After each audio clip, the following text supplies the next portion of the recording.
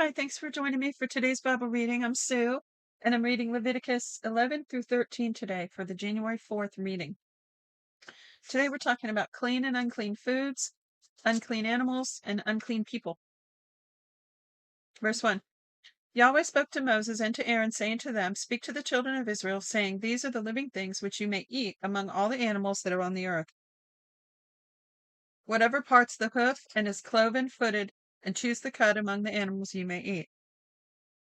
Nevertheless, these you shall not eat of those that chew the cud, or of those who part the hoof. The camel, because it chews the cud, but doesn't have a parted hoof, is unclean to you. The hyrax, because it chews the cud, but doesn't have a parted hoof, is unclean to you.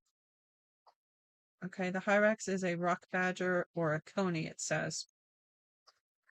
The hare, because it chews the cud, but doesn't have parted hoof, and is unclean to you. The pig, because it has a split hoof, and is cloven-footed, but doesn't chew the cud, is unclean to you. You shall not eat their meat. That's pretty clear right there. Shall not eat their meat. You shall not touch their carcasses. They are unclean to you. You may eat of all these that are in the waters, whatever has fins and scales in the waters, in the seas, and in the rivers that you may eat. All that don't have fins and scales in the seas and rivers, and all that moves in the waters, and all the living creatures that are in the waters, they are an abomination to you, and you shall detest them. You shall not eat of their meat, and you shall detest their carcasses. Whatever has no fins nor scales in the waters is an abomination to you. You shall detest these among the birds, they shall not be eaten, because they are an abomination. The eagle, the vulture, the black vulture, the red kite, any kind of black kite, the kind of raven, the horned owl, the screech owl, the gull, any kind of hawk, the little owl, the cormorant, the great owl, the white owl, the desert owl, the osprey, the stork, any kind of heron, the hoopie, and the bat. All flying insects that walk on all fours are an abomination to you. Yet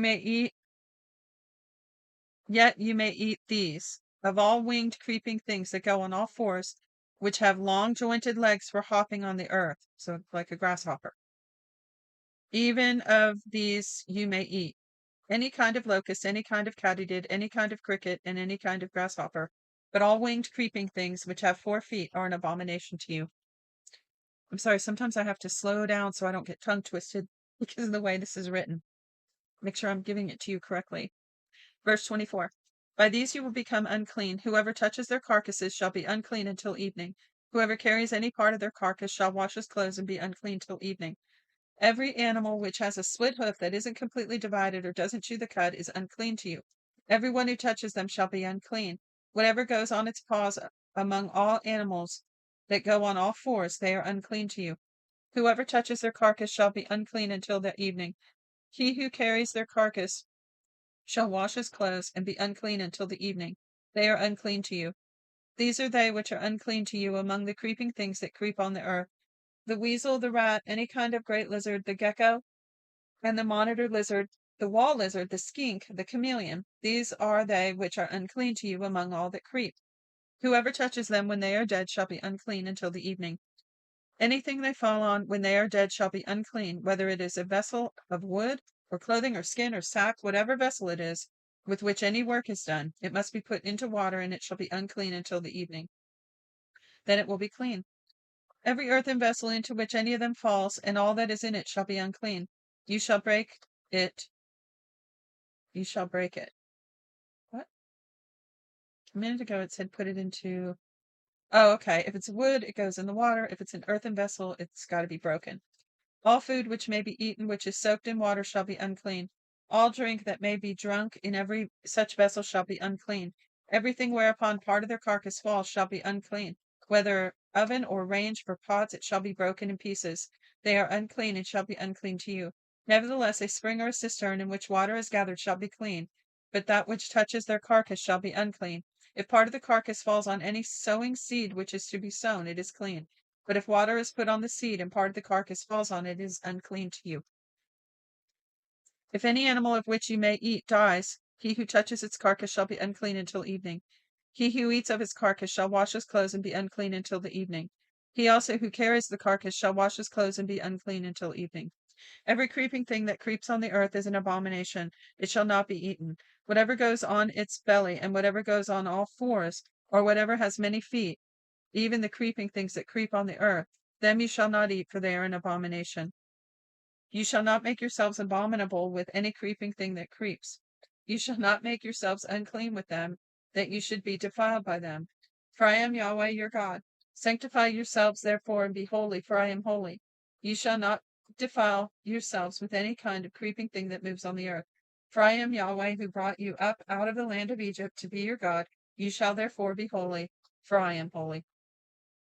This is the law of the animal and of the bird and of every living creature that moves in the waters and of every creature that creeps on the earth, to make a distinction between the clean and the unclean, between the living thing that may be eaten and the living thing that may not be eaten.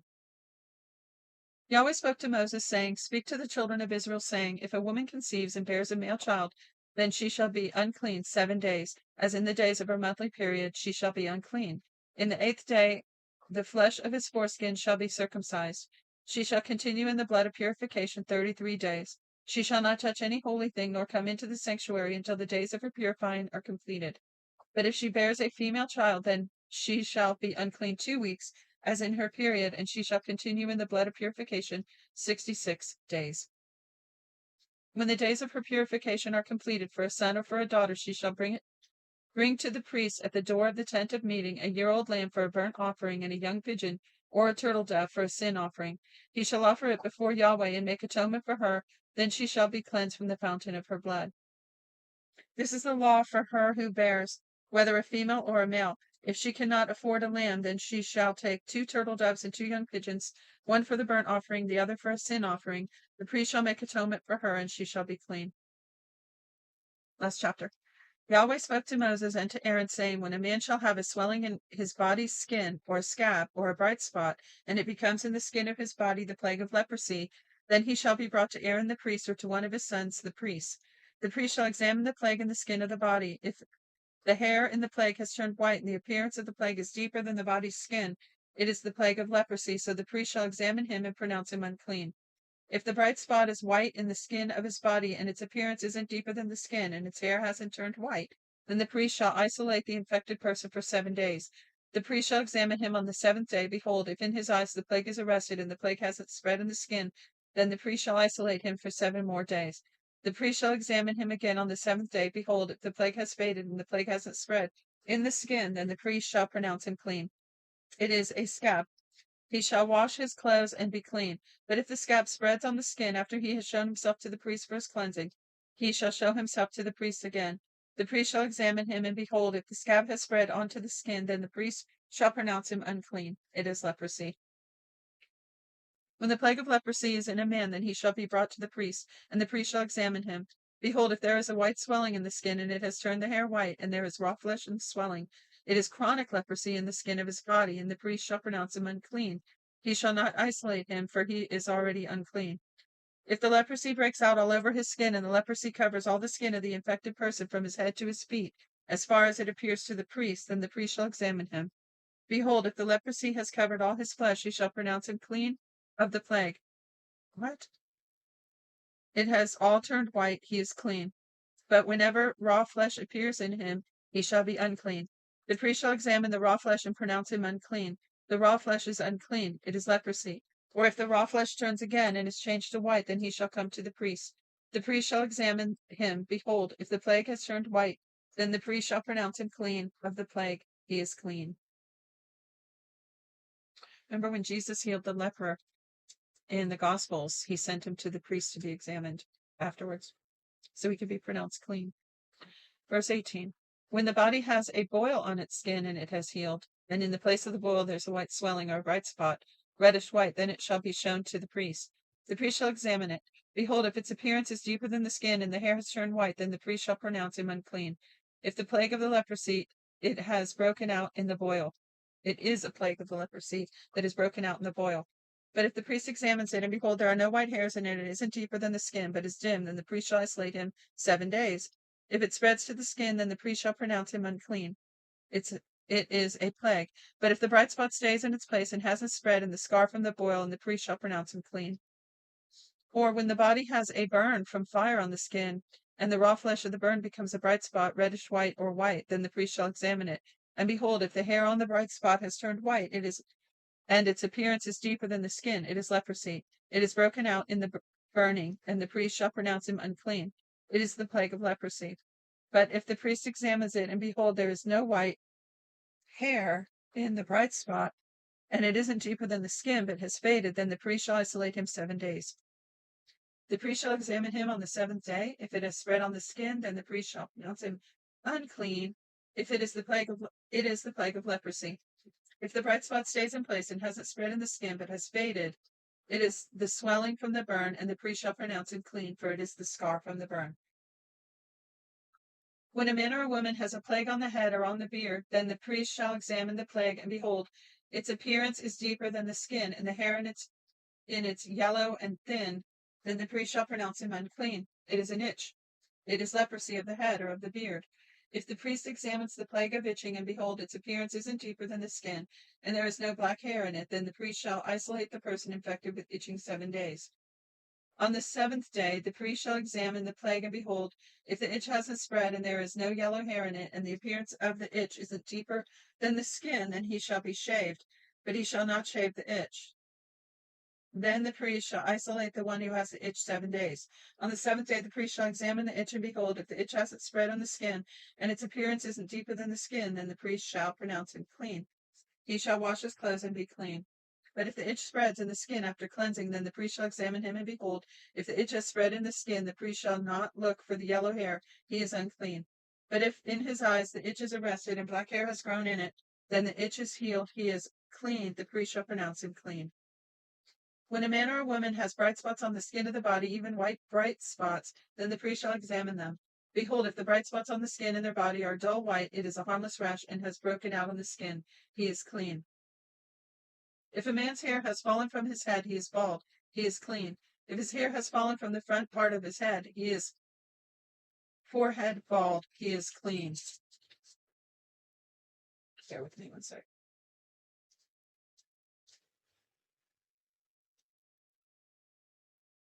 But if a reddish white plague is in the bald head or the bald forehead, it is leprosy breaking out on his bald head or bald forehead. Then the priest shall examine him. Behold, if the swelling of the plague is reddish white in his bald head or in his bald forehead, like the appearance of leprosy in the skin of the body, he is leprous man. He is unclean. The priest shall surely pronounce him unclean. His plague is on his head. The leper in whom the plague is shall wear torn clothes, and the hair of his head shall hang loose. He shall cover his upper lip, and shall cry, unclean, unclean.